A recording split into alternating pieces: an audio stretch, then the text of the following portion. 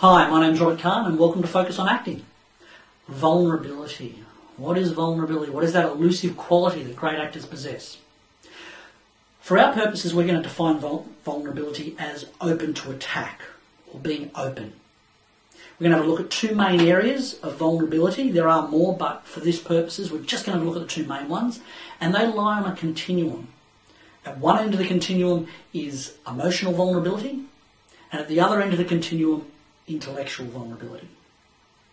If you're emotionally vulnerable, or your character is emotionally vulnerable, then they are open emotionally. They're open to attack on an emotional level. What they will do to protect themselves is they'll put up an intellectual barrier. So an emotionally vulnerable person will tend to protect themselves intellectually. Let's say, for example, an emotionally vulnerable character breaks up with their partner. What they'll tend to do is first they'll protect themselves intellectually. Are you sure we need to do this? Things were going really well. We can work it out. They'll go through all these intellectual processes up until the point when they can't keep that intellectual barrier up anymore. Finally, their partner says, no, it's over, that's it, don't want to see you again. Whatever it is. But at some point, the intellectual barrier breaks and it puts them onto their vulnerable side.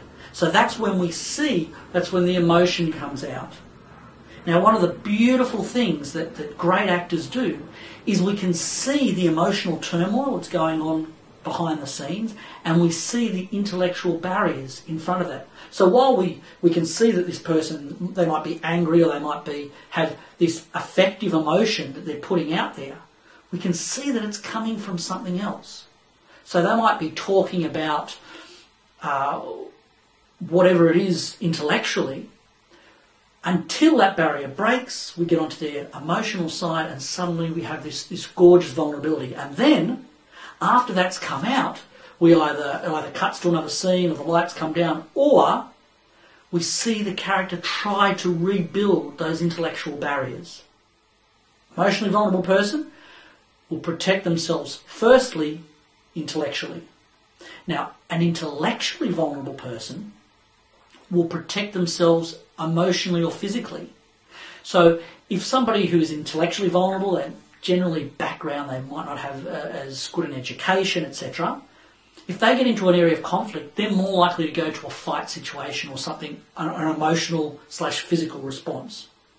So you might be, an intellectually vulnerable person might be in a bar somewhere, somebody comes, spills a drink on them, they're more likely to, say, start a fight than an emotionally vulnerable person who would talk about it. So let's say this intellectually vulnerable person, they get a drink spilled on them, they get angry, they start punching the guy, but the other guy's quite physical too and starts hitting back. There may come a point where the emotional or physical barrier that this person has breaks. They realise they're not going to be able to protect themselves in that manner, so they go back onto their vulnerable side, which is their intellect. They might say, hey, whoa, let's talk about this, let's stop.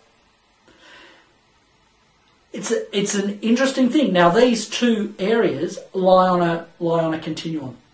No one is totally at one end or totally at the other end. We all lie somewhere along the continuum. And in different situations, we have different vulnerabilities. So, let's assume you are going to make up a character. We want to have a look at, are they emotionally vulnerable or intellectually vulnerable? Or if we're looking at a specific scene, where do they lie at this point? Do the barriers get strained or not strained? What's happening?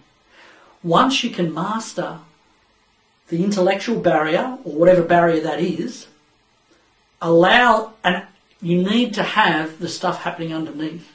That's a whole other thing which we can't get into now. So you'll have an emotional initial motion happening underneath.